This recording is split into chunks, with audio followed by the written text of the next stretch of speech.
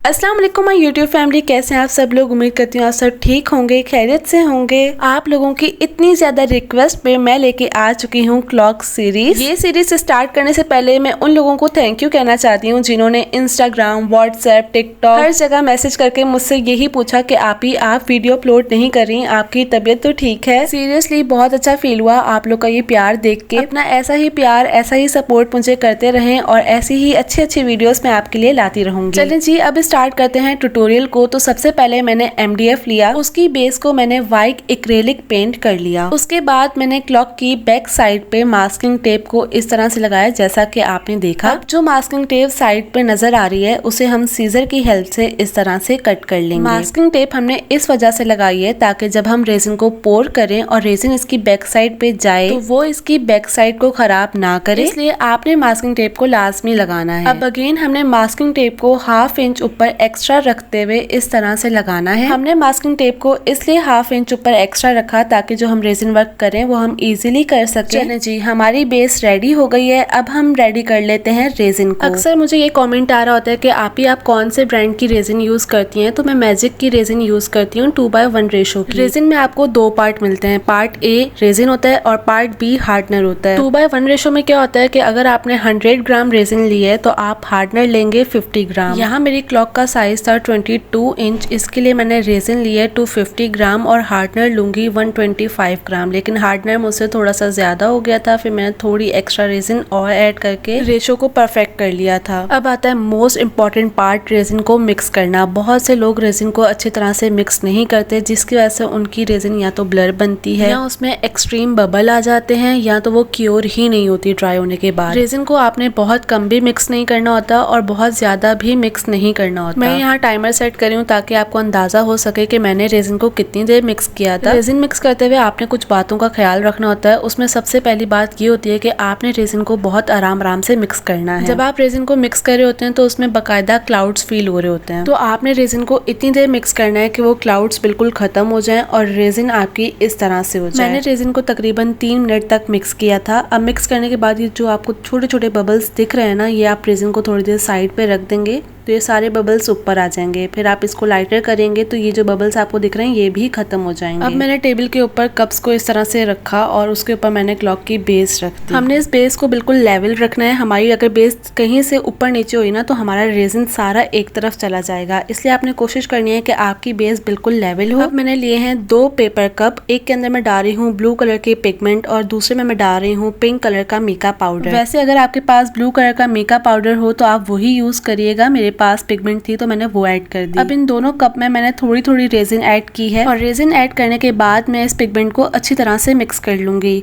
कम resin डालने की वजह ही यही थी ताकि हमारी पिगमेंट अच्छी तरह से मिक्स हो जाए। जब आप ज्यादा रेजिन के अंदर पिगमेंट ऐड करते हो तो वो अच्छी तरह से मिक्स नहीं होती, इसलिए ये टिप भी आप अपने पास लिख लें। हमेशा पिगमेंट को कम रेजिन के अंदर मिक्स करें, फिर आप उसके अंदर और रेजिन ऐड कर लें। इस तरह आपके पिगमेंट्स रेजिन में बहुत अच्छी तरह से मिक्स होंगे। और आपको पता है कभी कभी रेजिन हमारी इसलिए भी क्योर नहीं होती क्योंकि उसके अंदर जो हम कलर्स ऐड करते हैं वो अच्छी तरह से मिक्स ही नहीं हुए हुए होते। तो ये बहुत छोटी छोटी टिप्स एंड ट्रिक्स होती हैं, ये आप अपने पास लास्ट में लिखा करें। पहले मैंने थोड़ी रेजिन के अंदर पिगमेंट को मिक्स कर लिया, उसके बाद मैंने और रेजिन को ऐड किया। अब इसे भी मैं अच्छी तरह से मिक्स कर लूंगी और ये जी हमारी पिगमेंट्स अच्छी तरह से मिक्स हो गई हैं। ये मेरे पास है जी ब्लू बर्ड का मीका पाउडर। जैसा कि मैंने आपको स्टार्ट में बताया था कि मुझे ब्लू कलर का मीका पाउडर चाहिए था, लेकिन मेरे पास वो था नहीं, इसलिए मैंने ब्लू कलर की पिगमेंट ऐड कर दी। अब इस ब्लू पिगमेंट को मीका पाउडर बनाने के लिए मैंने इसके अंदर ऐड किया है ब्लू बर्ड का मीका पाउडर और जी ये हमारा बन गया है ब्लू कलर का मीका पाउडर। हर चीज का सोल्यूशन होता है। चलें जी अब स्टार्ट करते हैं हम पोरिंग। सबसे पहले हम क्या कर रहे हैं, क्लॉक की टॉप पर हमने ब्लू कलर की रेजिन को पोर कर दिया। उसके बाद पिंक कलर की रेजिन को हम कुछ इस तरह से पोर कर देंगे। अब सेंटर की हाफ साइड पे हम ब्लू कलर की रेजिन को इस तरह से पोर करेंगे। क्लॉक के लास्ट हाफ पार्ट पे हम ब्लू कलर की रेजिन को इस तरह से पोर करेंगे। अब बाकी जो खाली जगह बच चुकी है उसके सेंटर में हम इस तरह से पोरिंग कर लेंगे। अब हमारी क्लॉक का जितना भी व्हाइट पार्ट है उसके ऊपर हम पिंक कलर की रेजिन को पोर कर देंगे। अच्छा जी, रेजिन मुझे कम लग रही है है तो मैं क्या करूंगी, इन्हीं कप्स के अंदर मैं जो बाकी हमारी रेजिन बची हुई थी वो डाल के मिक्स कर लूंगी। अच्छी तरह से मिक्स करने के बाद अब जो खाली जगह हमें लग रही होगी, फील हो रही होगी, वहाँ हम इसे पोर कर देंगे। जब तक मैं पोरिंग कर रही हूँ मैं आपको क्लॉक सीरीज के बारे में बताती हूँ कि इस क्लॉक सीरीज में मैं आपको सिखाने वाली हूँ 6 टाइप की वॉल क्लॉक। ये wall clock series specially beginners के लिए है क्योंकि इसमें आपको A to Z हर चीज गाइड की जाएगी एंड ऑफ कोर्स जो भी आपके क्वेश्चन होंगे वो नेक्स्ट वीडियो के अंदर डिटेल के साथ गाइड किए जाएंगे। एंड यस, अगर इस सीरीज के ऊपर हमें अच्छा रिस्पांस मिलता है तो इसके बाद हम एडवांस लेवल पे वॉल क्लॉक सीरीज भी लेके आएंगे। सो अगर आपने अभी तक मेरे चैनल को सब्सक्राइब नहीं किया हुआ ना तो फटाफट से सब्सक्राइब कर लें एंड बेल आइकन दबाना तो बिल्कुल मत भूलिएगा ताकि मैं जैसे ही वीडियो डालूं फौरन आप तक पहुंच सके। एंड आज की क्लास में आपके जो भी क्वेश्चन है ना वो कमेंट में लाजमी करिएगा ताकि मैं उसको अपनी नेक्स्ट वीडियो में कवर कर सकूं। पोरिंग करने के बाद मैं यहाँ कर रही हूँ हीट गन। हीट गन करने से क्या होगा, एक तो आपकी रेजिन में अगर कोई भी बबल होगा तो वो रिमूव हो जाएगा। सेकंड ये कि हमने जो इसके अंदर मीका पाउडर ऐड किया है उस पर जब हम हीट गन करते हैं तो मीका पाउडर के बहुत अच्छे इफेक्ट्स आ जाते हैं। हीट गन करते हुए मुझे फील हुआ कि कलर उस तरह से ब्राइट शो नहीं हो रहे जिस तरह से होने चाहिए थे, तो मैंने डायरेक्ट ही कलर्स को इस तरह ऐड कर दिया बगैर रेजिन के अंदर मिक्स किए। अब अगेन मैं इसे हीट गन करूंगी ताकि जो कलर्स मैंने ऐड किए हैं वो भी अच्छी तरह से सेटल हो जाए। अब मैं इसमें ऐड कर रही हूँ क्रश्ड ग्लास। क्रश्ड ग्लास आप अपनी मर्जी से कहीं भी सेट कर सकते हैं। मैंने ब्लू और पिंक के बीच में ही कहीं कहीं क्रश्ड ग्लास को सेट किया है क्योंकि हमारी वॉल क्लॉक का थीम बहुत ही डिसेंट एंड सोबर है, इसलिए मैं ट्रांसपेरेंट क्रश्ड ग्लास यूज कर रही हूँ। आप अपने कलर थीम के अकॉर्डिंग भी यूज कर सकते हैं। अब इन क्रश्ड ग्लास को हम आइसक्रीम स्टिक की हेल्प से सेट कर लेंगे ताकि ये दिखने में और भी ज्यादा खूबसूरत नजर आए। अब अगेन मैं रेजिन मिक्स कर रही हूँ और सबसे पहले मैंने लिया है पार्ट A यानी कि रेजिन 26 ग्राम और इसी का हाफ में लूंगी हार्डनर यानी कि पार्ट B 13 ग्राम। रेजिन को अच्छी तरह से मिक्स कर लेंगे। मिक्स करने के बाद एक कप में मैंने लिया है व्हाइट कलर के ग्लिटर्स, उसके अंदर मैंने डाला है पिंक कलर की पिगमेंट यानी कि मीका पाउडर, उसके अंदर मैंने डाली थी रेजिन और इसे अच्छी तरह से मिक्स कर लिया। अब जहाँ भी हमने क्रश ग्लास रखे थे वहाँ हम इस पिगमेंट को इस तरह से पोर करेंगे।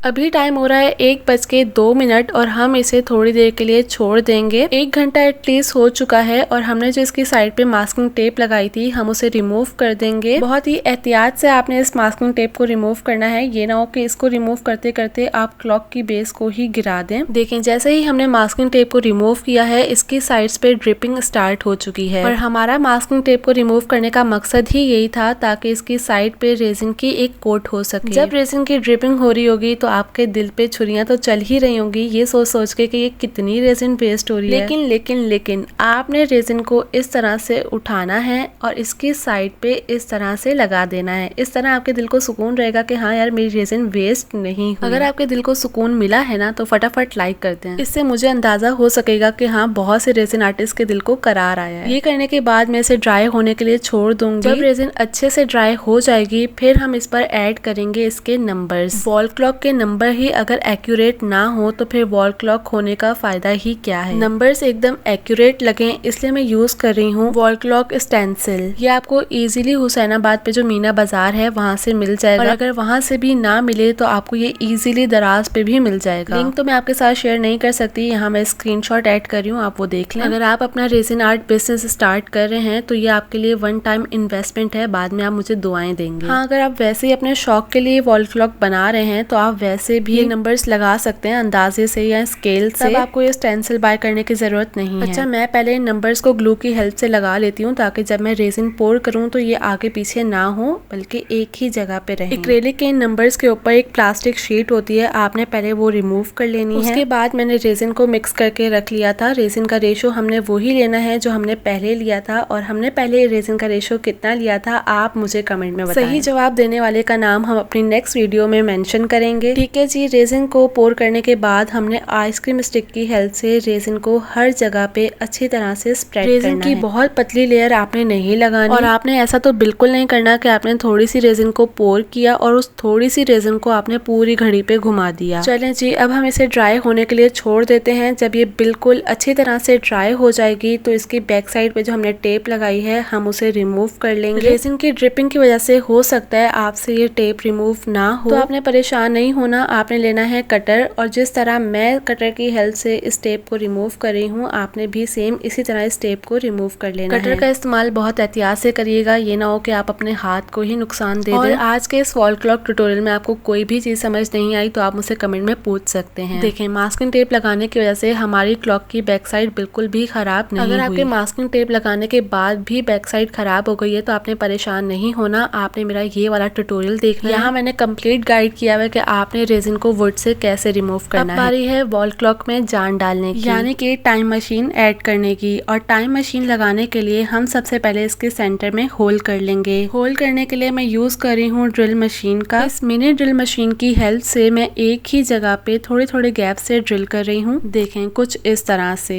उसके बाद मैं इसका ड्रिल चेंज कर लूंगी। इसका ड्रिल चेंज करना बहुत ही आसान है, आपने इस तरह से ओपन कर लेना है। फिर इसके अंदर मैंने बफर ऐड किया और उसे इस तरह से टाइट कर लिया। अच्छा, मुझे याद नहीं है इसे क्या कहते हैं, मेरे ख्याल से इसे बफर ही कहते हैं। इसकी हेल्प से आपका परफेक्ट सर्कल ड्रिल हो जाएगा। ये देखें, हमने घर में ही कितना अच्छा परफेक्ट होल कर लिया है। अब बारी है इसमें टाइम मशीन लगाने की, तो आपने लेनी है टाइम मशीन। टाइम मशीन के अंदर इस तरह का हुक और रिंग होता है, वो आपने निकाल लेना है। फिर इस टाइम मशीन को आपने इस तरह से लगा लेना है और लगाने के बाद जो इसके अंदर से रिंग और हुक निकला था वो आपने लगा देना है। हुक आपने अच्छी तरह से टाइट करना है। मैंने हुक को टाइट करने के लिए यूज किया है प्लास का। उसके बाद आपने लेनी है इसकी निडल। मैं यहाँ यूज कर रही हूँ एक्रेलिक के निडल्स और इसके ऊपर जो प्लास्टिक शीट होती है आपने पहले वो रिमूव कर लेनी है। सबसे पहले आपने छोटी वाली निडल को ऐड करना है, उसके बाद बड़ी वाली को, उसके बाद जो टाइम मशीन में ही रेड कलर की निडल निकलती है ना आपने वो लगानी है। लेकिन जो रेड वाला पार्ट है मैं उसे कट कर लूंगी क्योंकि वो बहुत ही ज्यादा ऑफ लग रहा था, मतलब अच्छा नहीं लग रहा था। और ये मैंने उसका रेड पार्ट कट कर लिया। अब मेरे पास ये सिर्फ एक पिन है और इस पिन को मैं सबसे टॉप पे लगा दूंगी। अब ये हमारी निडल्स अच्छी तरह से सेट हो चुकी हैं। और ये है जी हमारी फर्स्ट वॉल क्लॉक की फाइनल लुक। उम्मीद करती हूँ आप लोग को आज की वीडियो अच्छी लगी होगी। अच्छी लगी है तो लाइक करना मत भूलिएगा और कमेंट तो दिल खोल कर करिएगा। नेक्स्ट वॉल क्लॉक की वीडियो जल्द ही अपलोड करूंगी, तब तक के लिए